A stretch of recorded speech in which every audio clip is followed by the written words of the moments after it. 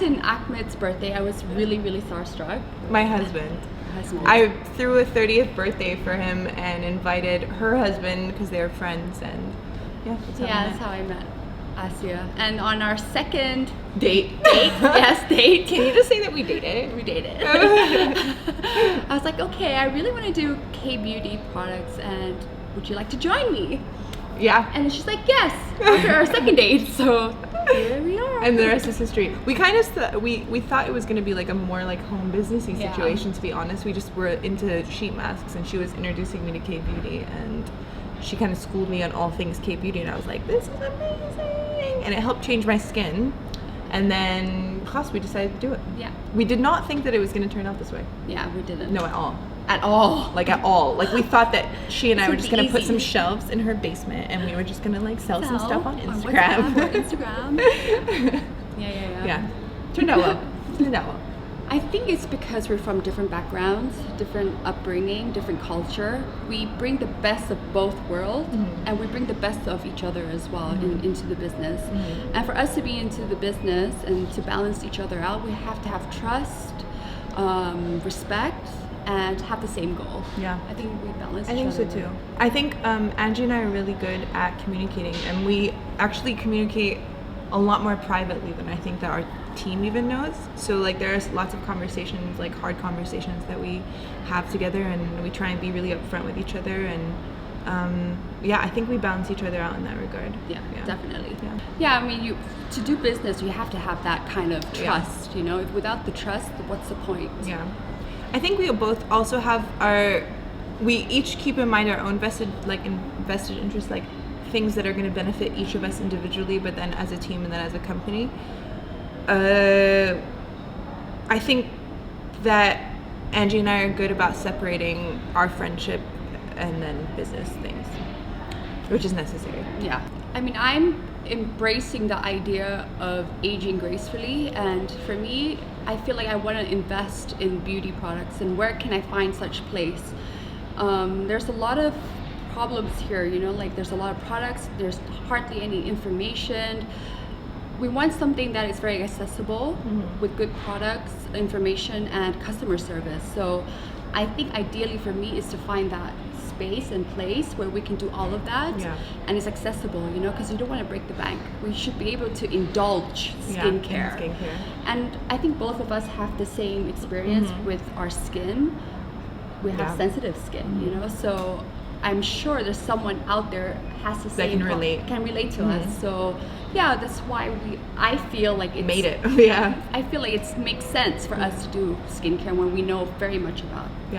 I think that we're a really beauty centric community in the first place, really. I mean, you come from an Asian background as well, and so that's also a very beauty centric community too. So then to come into the Arab world, you can still feel that it's like a continuity of what you grew up with, and I've always been in it, so it's just something that I think is part of our day to day.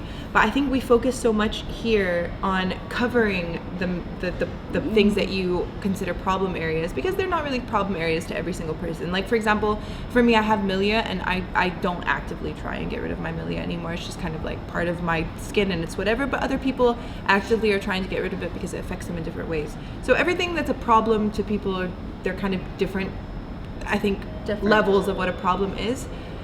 So in that regard, I think we wanted to stop trying to cover all of the problems and start going to the root of what other people considered problems, and offer them a solution that was not necessarily the most expensive thing in the world. Yeah, exactly. And which is super important to us. And simplify everything. Right? Yeah, because the Korean skincare routine is incredibly complicated from the outside looking in. Once you're in it, it's not complicated at all. And you kind of, you break down really important parts to what Korean skincare means. And then once that's done, it's like the veil has been lifted, and you completely understand it. So to try and break it down for us was also really important. Yes.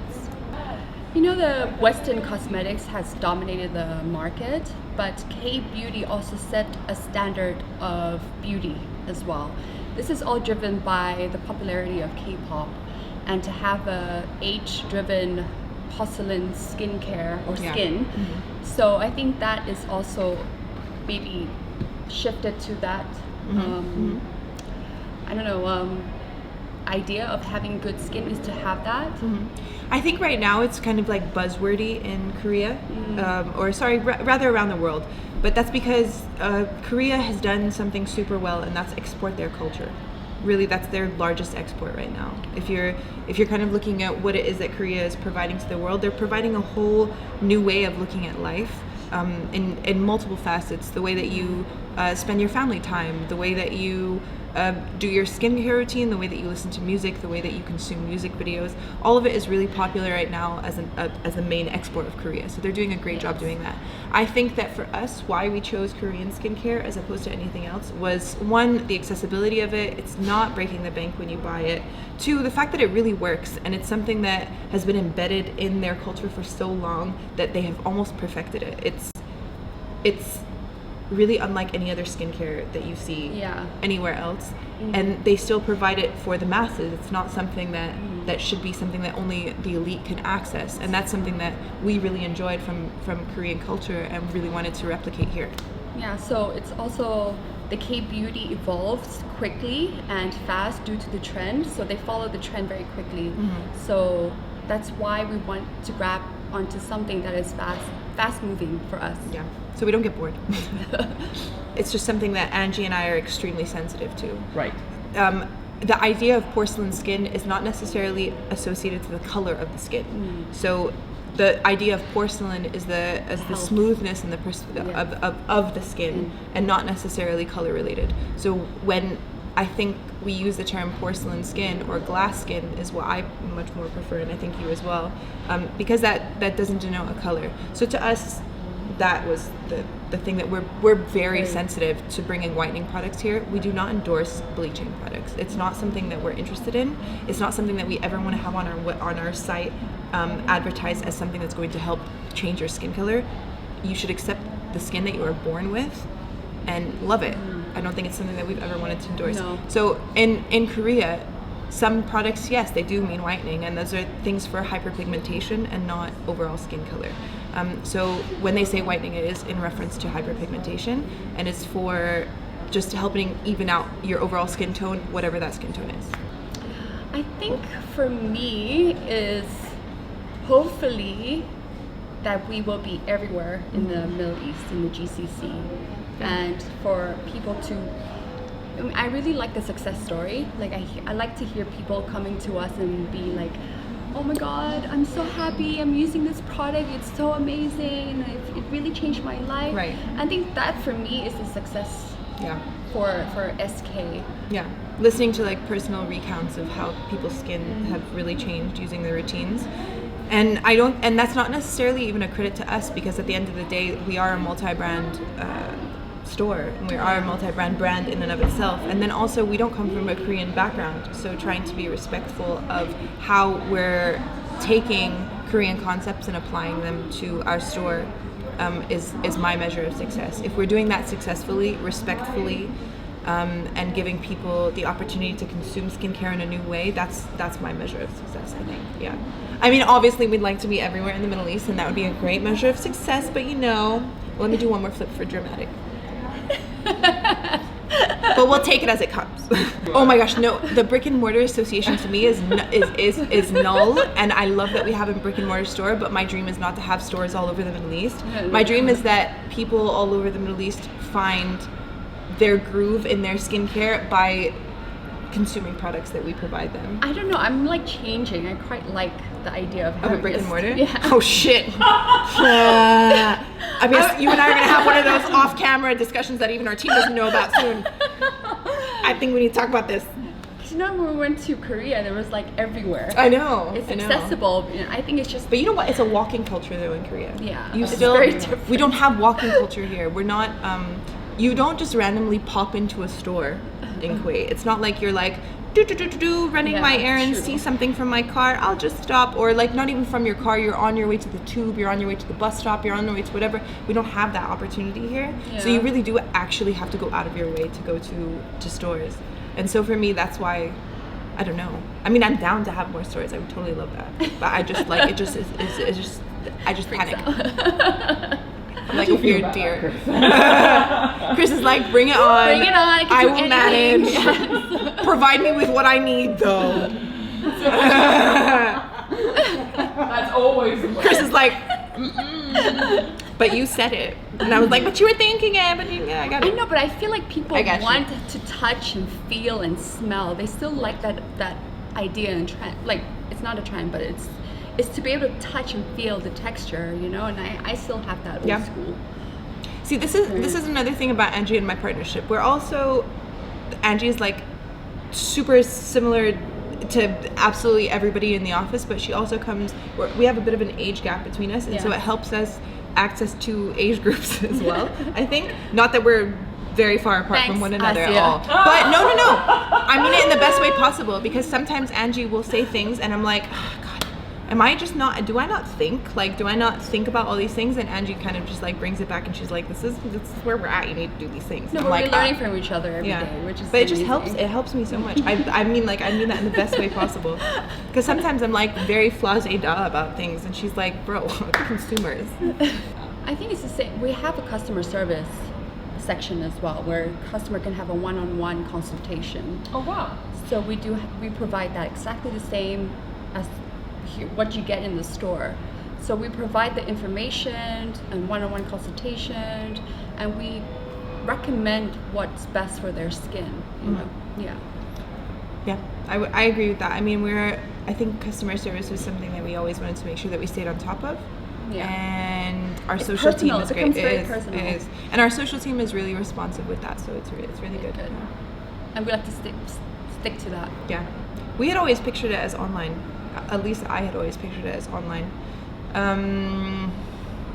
We were offered an opportunity to have a store within Sema Mall, and we thought, you know, why not give it a try? And so I think it came at the right moment. It came at like an opportune moment, and it was kind of like an out of sight, out of mind. If it happens, it happens, and if it doesn't happen, it doesn't happen, and we'll still plug away at the online.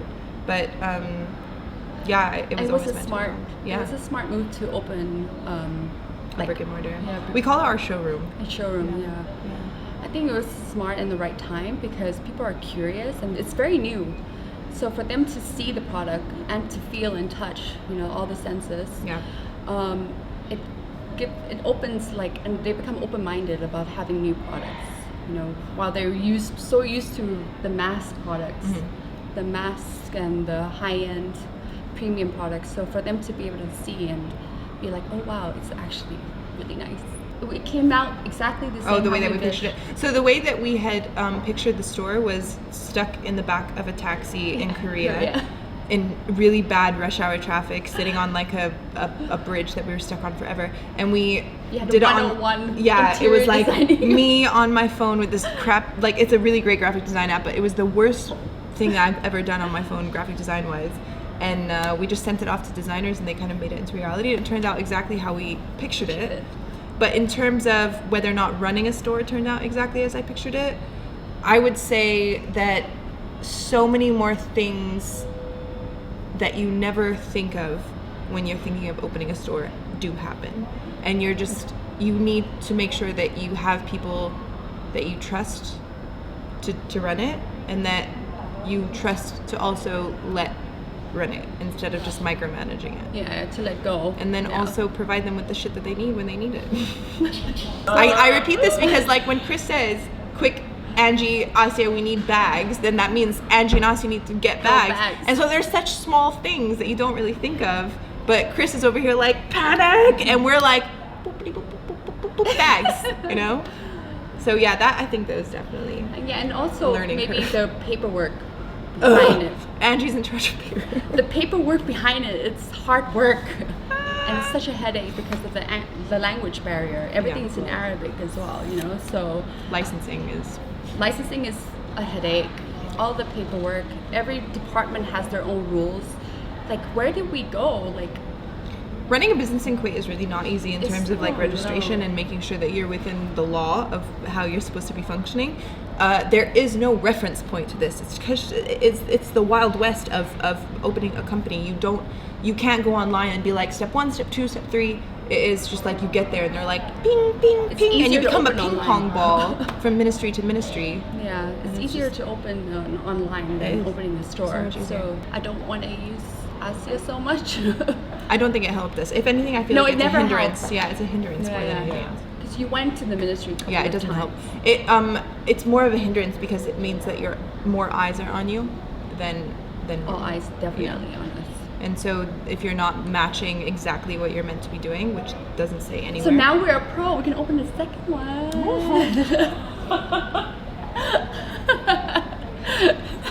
So this is the thing. Angie is like the licensing orders. She's the logistics Behind bit. She's the logistics part, and I'm the front end, of the marketing and like the moving things and like the way things look and the way that they're consumed and all of those things. So every time she says something like that, I'm like, great, there's more stuff than I need to market. I think we're still learning. We're learning, yeah. I mean, really, like trend forecasting for us is still something that we're still learning. Angie's constantly reading. I'm reading, but you also communicate with your followers as well, right? Yeah. You have a close relationship, and you listen. You have an open mind, and you listen to what they want. Mm-hmm. So I think having my platform really helped a lot. Build our business because we were able to access people immediately and ask for immediate response to what product they think would be better. The most important thing from our end, I think, was making sure that the consumer felt the come up of the company, that it wasn't just that we are suddenly a company and we have all of our shit together and everything functions beautifully and whatever. For me, it was very important to constantly communicate to our consumer that they are part of the growth process and that they have tangible evidence to see where their money is going, and watch us take that money and contribute it to making the company better, as opposed to taking it and then only putting it in our pockets and not having it circulate. So that was the most, I think. It's also from the different culture backgrounds as well. Like I said, I mentioned, like we bring the best of the both worlds. Our company is full of international people, so we do have a lot of ideas, and so that really helped us as well. So everything was made in Kuwait. We don't have anything that I don't think we have anything that was sourced outside of Kuwait. Everything's made in Kuwait. Yeah. Even our floor is made in Kuwait. The floor was based off of my teenage bedroom.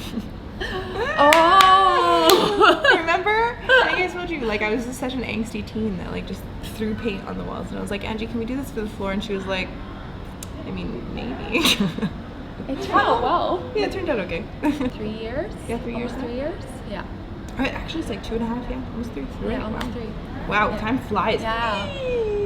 It went really fast. We got to know each other as we built the business. We were not friends before the business. Yeah. Yeah. It was like we did it all together. Yeah. We kind of grew close when we went to Korea. But that's a whole nother experience. That's a whole nother not on camera experience. And I didn't know how close we had grown until we got back to Kuwait, and there were some stories that came out. I was like, Angie, what?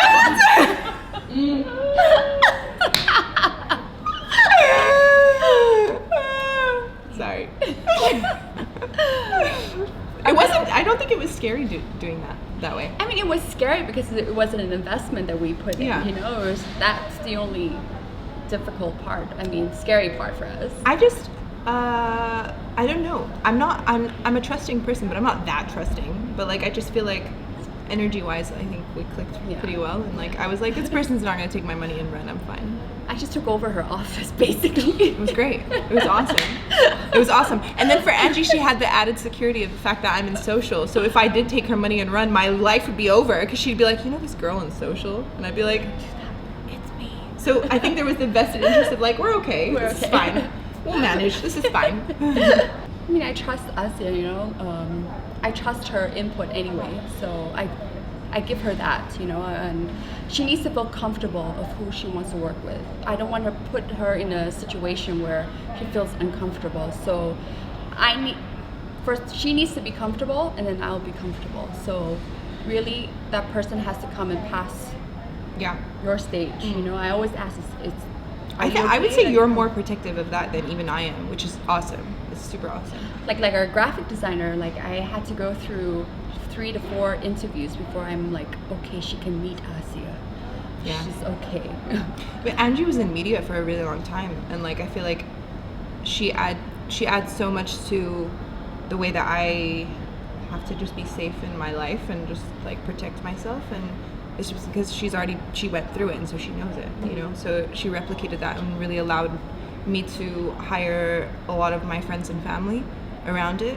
And it was only after hiring all my friends and family pretty much that I realized that it could really ostracize Angie in that way, where I didn't want Angie to feel left out. And then it wasn't until we were in the thick of it that I realized that that's what Angie had done for me, was that like allowed me to hire everybody that I trusted, and that could have backfired so easily.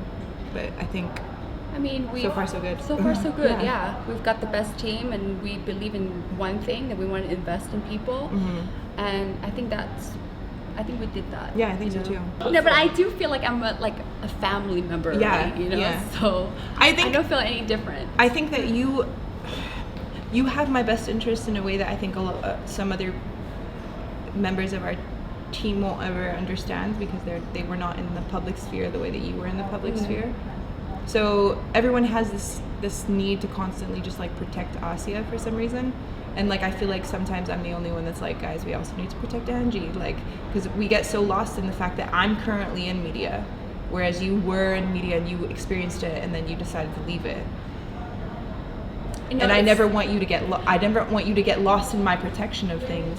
So like I went through it because it's really difficult once you're in the business. But I do enjoy having the store. And I would like to see our products on more shelves that are not just necessarily a Seoul Kool store. I'd like to be able to supply and like spread our products so that they're more easily accessible, because that really is like the ethos of the brand, is the accessibility of it. Well, we're partnering up with someone in Saudi right now, which is really really exciting for us. So our products will be in Saudi Arabia and a lot more accessible online and offline in Saudi soon. We are hoping to expand into another like hypermarket type of situation, but we're still figuring all of that out. But yeah, I think we're trying to spread our wings, but we'll also be cautious about it as well. I don't know, where I'm from, it's very easy to spread out. It's very easy. But here in Kuwait or in the Middle East, it's actually quite different. Yeah, difficult. So much of Seoul Kool is the curation aspect of what our brand is, but we hold quite a few brands exclusively for the MENA region. So when we curate specific products from each one of these brands' lineups. So once the curation has happened, that means those products are our babies, and we're trying to work really hard at educating people on how to use them.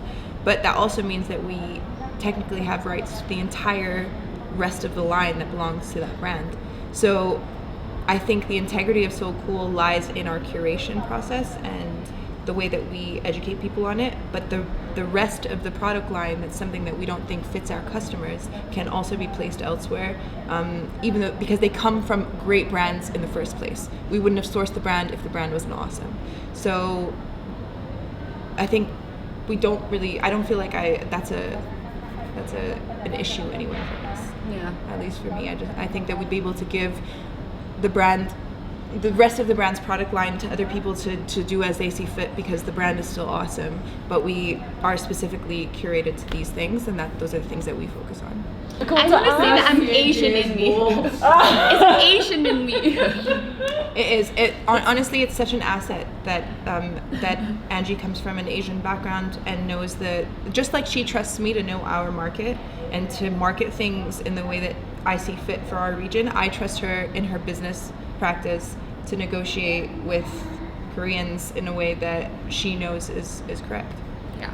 I try to find a way that I can cut costs, I can negotiate. It's the Asian in me. So Sika for me. Yeah. Sika across the board, really. Yeah. I would Anything say with Sika in it. Yeah. Anything with Sika in it, because Sika helps with the calming information, good for sensitive, scars, oily skin, for all skin types, anti-aging. It has all the properties for having healthy and glowy skin. Yeah. For me, I would say, just as an overall concept of Korean skin, I would say a double cleanse is good for everybody. I mean, really, it's something that we really need to start adopting, double cleansing. Maybe triple cleansing. Or triple cleansing. A massive warehouse filled with insane amounts of product that we can just, with cherry pickers, exactly, like nice, like big tower, the thing, and then like the robotic, like oh yeah, the robotic, right? That's dreams. Yeah. goals. We're expecting a lot of competition, and for me, is to keep it real. You know, be true to our identity. Our consumer is the most important thing. It really, Yeah, it really is. I know that that's a businessy answer, and so many people will be like, our consumer is the most important. The consumer is most important. But because it's so directly associated to me, it's so important. I think we are growing with them as well. That's how I see it. Me. It's BTS, okay, guys. I think we've locked in Gen Z. I'm not that worried. We've never really lost the identity or who our demographics are.